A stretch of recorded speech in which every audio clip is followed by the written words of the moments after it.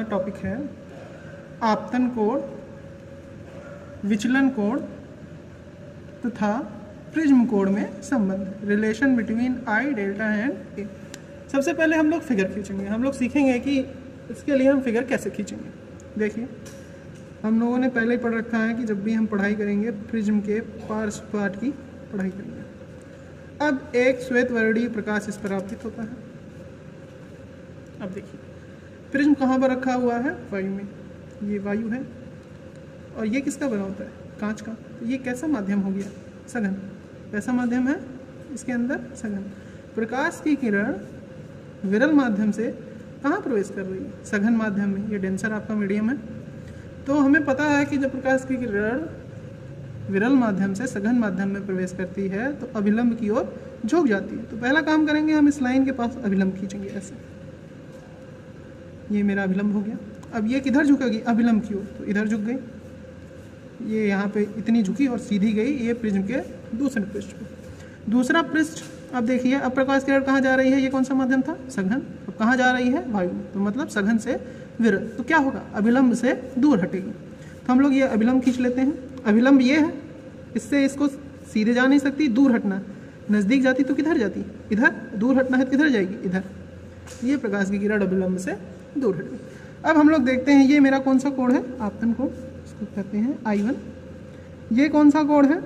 यहाँ से प्रकाश किरण बाहर निकल रही है, तो ये है आपका निर्गमन कोण। अब देखिए, मेरा अपवर्तन कोण इस पृष्ठ के लिए क्या है? R1, और इस पृष्ठ के लिए आपतन कोण क्या है? R2। ये R2 इस पृष्ठ का आपतन कोण है और I2 अपवर्तन कोण है। अब थोड़ी सी हम लोग देखेंगे कि आपतित किरण और निर्गत किरण के बीच बना कोण हमारा कौन सा कोण होता है? विचलन कोण। तो आपतित किरण को हम कहाँ बढ़ाते हैं? आगे, और निर्गत किरण को भी पीछे की तरफ बढ़ाते हैं। दोनों रेखाएं जहाँ मिलेगी वहीं पे मेरा क्या बनेगा? विचलन कोण, जिसको हम किससे रिप्रेजेंट करते हैं? यहाँ पे हमने दिखा रखा है, डेल्टा से रिप्रेजेंट करते हैं। अब देखिए, अब ये एंगल कितना होगा? ये शीर्षाभिमुख कोण अगर देखें तो ये पूरा क्या है? I1, और इसमें से R1 घट जाए तो ये एंगल मेरा क्या हो जाएगा? I1 minus R1। इसी तरह से ये एंगल क्या होगा? यहाँ देखिए क्या हो जाएगा? ये शीर्षाभिमुख कोण I2 में से क्या घटा? I2 R2। अब चलिए देखते हैं, यहाँ से देखते हैं फ्रॉम फिगर। फिगर में अगर हम देखें तो कोण O'QR की वैल्यू कितनी? देखिए, मैंने अभी भी आपको बताया था, ये पूरा कोण I1 है, तो ये पूरा भी क्या होगा? I1, क्योंकि ये क्या है? शीर्षाभिमुख कोण। अब इसको खाली हमको जानना है, तो I1 में से क्या घटा दिया मैंने? R1। तो ये कोण कितना हो गया? I1 minus R1। इसी प्रकार अगला कोण देखेंगे, कोण O'RQ। ये क्या होगा? ये एंगल आपका क्या है? I2, और ये पूरा क्या है? I2, शीर्षाभिमुख कोण है, और ये कौन क्या था? R2। I2 में से R2 घट गया तो क्या बचा? I2 minus R2। अब त्रिभुज O'QR में, इस त्रिभुज में, ये त्रिभुज जो आपके सामने है, इस त्रिभुज में हम देखेंगे, क्या देखेंगे? बहिष्कोण प्रमेय क्या कहती है? बहिष्कोण प्रमेय ये कहती है कि बहिष्कोण शेष दो अंतः कोणों के योगफल के बराबर होता है। तो यहाँ पर देखिए, इसका बहिष्कोण क्या है? ये डेल्टा, ठीक ना? तो delta equals to I1 minus R1 plus I2 minus R2। इसको हमने रीअरेंज कर लिया। Delta equals to I1 plus I2 minus common R1 plus R2। अब चलते हैं त्रिभुज A, ये देखिए, ये है त्रिभुज AQR में। त्रिभुज AQR का अर्थ AQR, ये पूरा त्रिभुज, ठीक ना? इस त्रिभुज में हम लोग देखते हैं कि कोण AQR बराबर कितना है? 90 माइनस R1, और कोण ARQ बराबर कितना है? 90 माइनस R2। यहाँ पे हम आपको समझाते हैं कि कैसे ये ऐसा है। ये देखिए, ये अभिलंब है, ये मेरा क्या है? अभिलंब। अभिलंब का मतलब ये कोण पूरा कितना होगा? ये कोण पूरा कितना होगा? 90 डिग्री, और इसमें से कौन सा कोण घटे? R1। तो कोण AQR बराबर 90 माइनस R1। सेम प्रोसेस यहाँ पे, तो ये वाला क्या हो जाएगा? कोण ARQ बराबर 90 माइनस R2। अब त्रिभुज की एक प्रॉपर्टी होती है कि किसी भी त्रिभुज के तीनों कोणों का योग 180 अंश होता है। तो जो अभी हमने त्रिभुज लिया था त्रिभुज AQR, उसमें देखेंगे कि कोण QAR मतलब कोण A ये वाला और कोण ये वाला और कोण ये वाला, तीनों कोण मिलकर कितना बनाएंगे 180 अंश। यहाँ पर सबकी वैल्यू रख देते हैं। तो इसकी वैल्यू A हो गई, एक की वैल्यू 90 - R1, दूसरे की वैल्यू 90 - R2। तो इसको सॉल्व करेंगे जब तो हमको क्या मिलेगा A बराबर R1 + R2। अब जो ये मेरा समीकरण 4 था उसका मान मैंने किस में रखा, समीकरण 3 में रखा। तो डेल्टा बराबर क्या हो जाएगा, डेल्टा बराबर I1 + I2 - A, अर्थात आपतन कोण प्लस निर्गमन कोण और माइनस प्रिज्म कोण बराबर किसके होगा, विचलन कोण के। ये आपका क्या है, विचलन कोण बराबर आपतन कोण धन निर्गमन कोण माइनस प्रिज्म कोण। ये चीज़ यहाँ पे लिखी हुई है। चलिए अब हम लोग नेक्स्ट देखते हैं। चलिए बेटा अब हम लोग देखेंगे कि प्रिज्म के अपवर्तनांक का सूत्र क्या होगा।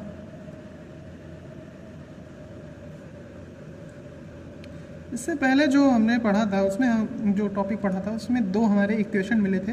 पहला इक्वेशन मिला था कि delta equals to I1 + I2 - A, और दूसरा इक्वेशन मिला था कि A equals to R1 + R2। We know that इससे पहले वाले वीडियो में आपको बताया गया था कि अगर मिनिमम डेविएशन की स्थिति है, न्यूनतम विचलन की अगर स्थिति है, तो उस स्थिति में I1 बराबर किसके, I2 के, और R1 बराबर R2 के। किस स्थिति में, न्यूनतम विचलन की स्थिति में। हम मान लेते हैं कि I1 बराबर I2 बराबर I और R1 बराबर R2 बराबर R। ये मेरा इक्वेशन फर्स्ट है और ये इक्वेशन सेकेंड। सबसे पहला काम करते हैं हम लोग,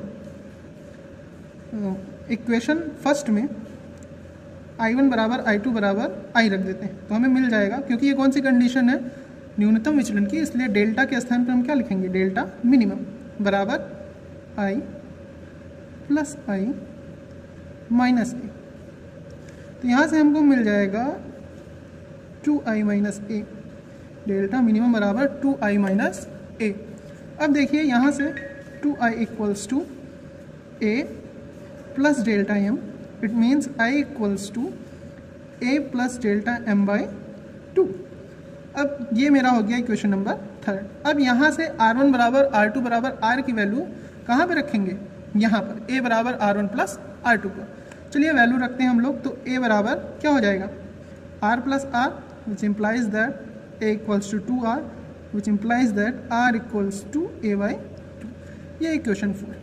अब स्नेल के नियम से, बाई स्नेल्स लॉ, अपवर्तनांक का सूत्र क्या होता है, n equals to sine I/sin R। आप चाहे n लीजिए चाहे म्यू लीजिए, दोनों एक ही है। तो n equals to sine I के स्थान पर क्या रखेंगे, A प्लस डेल्टा M/2,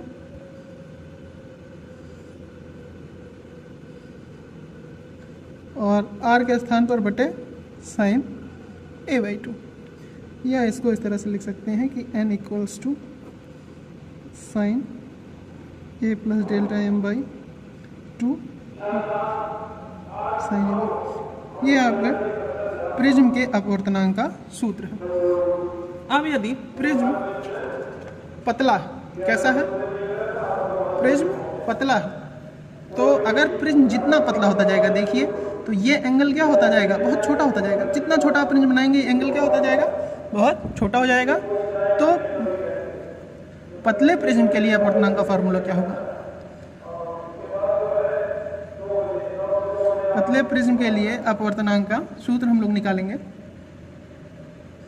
अब हमको पता है, क्योंकि कोण का मतलब थीटा, क्योंकि थीटा बहुत छोटा है, कैसा है, बहुत छोटा है।